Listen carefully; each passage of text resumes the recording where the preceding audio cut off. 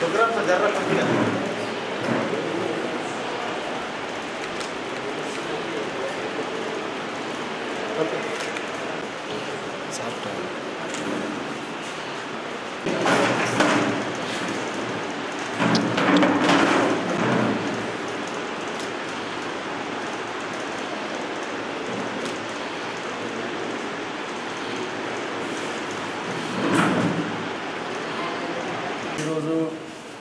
నారాయణఖేడ్ మండల సర్వసభ్య సమావేశంలో అన్ని డిపార్ట్మెంట్లలో రివ్యూ జరుగుతుంది. దాంట్లో భాగంగా చాలా ప్రజా సమస్యలు మా దృష్టికి రావడం జరిగింది. దాంట్లో ముఖ్యంగా గతంలో ఇంకా ఎండాకాలం వర్షాలు పడి తగ్గినాయి, కానీ ఇంకా మిషన్ భగీరథ మీద చాలా కంప్లైంట్స్ వచ్చినాయి. మిషన్ భగీరథ నీళ్ళు ఎక్కడ రావట్లేదు సార్. తర్వాత కొన్ని పైప్ లైన్లు కూడా బాగా లీకేజ్ అవుతూ ఉన్నాయి. తర్వాత ఇంటర్నల్ పైప్ లైన్ కూడా లీకేజ్ అవుతున్నాయి. అంటే ఆర్డబ్ల్యూఎస్ వారితో కూడా కోఆర్డినేట్ చేసి గ్రిడ్ వాళ్ళతో కోఆర్డినేట్ చేసి అవన్నీ సమస్యలు ఇచ్చే విధంగా కృషి చేయాలని చెప్పడం జరిగింది. దాని తర్వాత విద్యుత్ మీద కూడా చాలా సమస్యలు ఉన్నాయి. ఎందుకంటే గత 10 సంవత్సరాల నుంచి ఏవైతే 10 సంవత్సరాల క్రితం ఏవైతే సమస్యలు ఉన్నాయో ఈ 10 సంవత్సరాలలో ఒక్క సమస్యను కూడా కంప్లీట్గా సాల్వ్ చేయలేకపోయింది గత ప్రభుత్వంలో. ఎందుకంటే మీకు చెప్తా ఉన్నారు ఎన్నో, ఇప్పుడు ఒకటే లైన్ మీద చాలా గ్రామాలు చాలా గ్రామ పంచాయతీలు డిపెండ్ అయినాయి. మొన్ననే రివ్యూలో వాళ్ళందరికీ ఇది అవసరం ఉన్నది, మాకు నియోజకవర్గానికి 3 కోట్ల రూపాయల ఈ పోల్స్ అవన్నీ, తర్వాత ట్రాన్స్ఫార్మర్లు వైరు అవసరం ఉందని చెప్పేసి అంటే దాన్ని ఎస్సీ గారి దృష్టికి తీసుకొని పోయి మన సీఎంని దృష్టికి తీసుకుపోవడం జరిగింది. విద్యుత్ సమస్యలు చిన్న సమస్యలు, విద్యుత్ కొరత ఎక్కడ కూడా లేకుండా కూడా చిన్న సమస్యలతోని విద్యుత్ అంతరాయం కలుగుతూ ఉన్నది. దాన్ని అధికారుల దృష్టికి తీసుకుపోవడం జరిగింది. ముఖ్యంగా మా దృష్టికి వచ్చింది ఏంటంటే ఈ కాంట్రాక్టర్స్ కానీ సిబ్బంది లైన్మెన్లు కానీ వీళ్ళు కరెక్ట్గా పనిచేయకపోవడం వల్ల కూడా ప్రభుత్వానికి చెడ్డ పేరు వస్తుంది. కాకపోతే వాళ్ళ కష్టాలు వాళ్ళకు ఉండొచ్చు, కానీ స్ట్రీమ్ లైన్ చేయాలి. ఇది అధికారులు వారి మీద అజమాయిషీ చేసి ప్రజా సమస్యలు విద్యుత్ సమస్యలు తీర్చాలని చెప్పాను. తర్వాత వ్యవసాయానికి సంబంధించి కూడా చాలా కొన్ని చోట్ల కొనుగోలు కేంద్రాలలో అవకతవకలు జరిగితే జిల్లా అధికారులు కూడా వచ్చి సమీక్షించి ఇన్స్పెక్ట్ చేయడం జరిగింది. అట్లాంటి మళ్ళీ జరగకుండా ఏదైతే పంట రికార్డ్ చేసినప్పుడు మొత్తం అన్ని మండలాల్లో కూడా నియోజకవర్గంలో ఏ పంట ఎంత విస్తీర్ణంలో ఉందో ఖచ్చితంగా కరెక్ట్గా దాన్ని రికార్డ్ చేయాలని చెప్పేసి అగ్రికల్చర్ ఆఫీసర్లు కూడా చెప్పడం జరిగింది.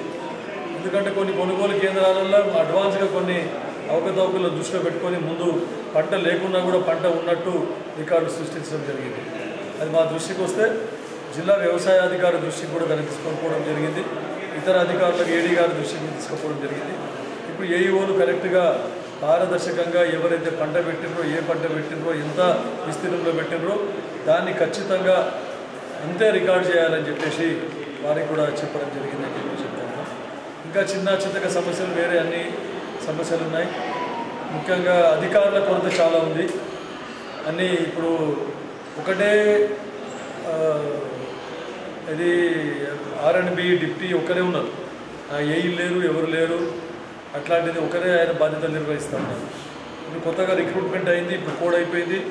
ప్రభుత్వం అపాయింట్ చేసినట్టు కొత్త అధికారులు పంచాయతీరాజ్ కానీ, ఇరిగేషన్ కానీ, R&B కానీ వాళ్ళందరూ అధికారులు జాయిన్ అయ్యే విధంగా ప్రభుత్వం కూడా చర్యలు తీసుకుంటూ ఉంది. అది వస్తే మనం అధికారులకు కొరత తీస్తే ఇంకా అభివృద్ధిలో మనం ఇంకా ముందు వెళ్ళడానికి అవకాశం ఉంటుందని చెప్పి చెప్తాను. గౌరవ ముఖ్యమంత్రి రేవంత్ రెడ్డి గారు లోకల్ బాడీ ఎలక్షన్లు కూడా అతి త్వరలో నిర్వహిస్తామని చెప్పడం జరుగుతుంది. ఎందుకంటే ఈరోజు చూసినా మేము ఈ స్పెషల్ ఆఫీసర్స్ ఏదైతే కొన్ని డిపార్ట్మెంట్ల నుండి స్పెషల్ ఆఫీసర్లను పంచాయత్ సెక్రటరీలకు బాధ్యతలు అప్పగించడం జరిగింది ప్రజాప్రతినిధుల టర్మ్ అయిపోయిన తర్వాత. కానీ ఈ స్పెషల్ ఆఫీసర్స్ ఏదైతే వారి డిపార్ట్మెంట్లో పనులు చేస్తూ మరి వారికి అలాట్ చేసిన గ్రామాల్లో పనిచేయాలంటే కొంచెం ఇబ్బందికరంగా ఉంది. కాబట్టి ముఖ్యంగా బాధ్యత పంచాయత్ సెక్రటరీలే నిర్వహించాలని చెప్పడం జరిగింది. మా గౌరవ ముఖ్యమంత్రి రేవంత్ రెడ్డి గారు అన్నీ సమీక్షిస్తున్నారు. గత ప్రభుత్వంలో ఏవైతే తప్పిదాలు జరిగినాయో ఈ ఫైనాన్షియల్ బడ్జెట్ నిధుల కొరతకు కారణమైంది.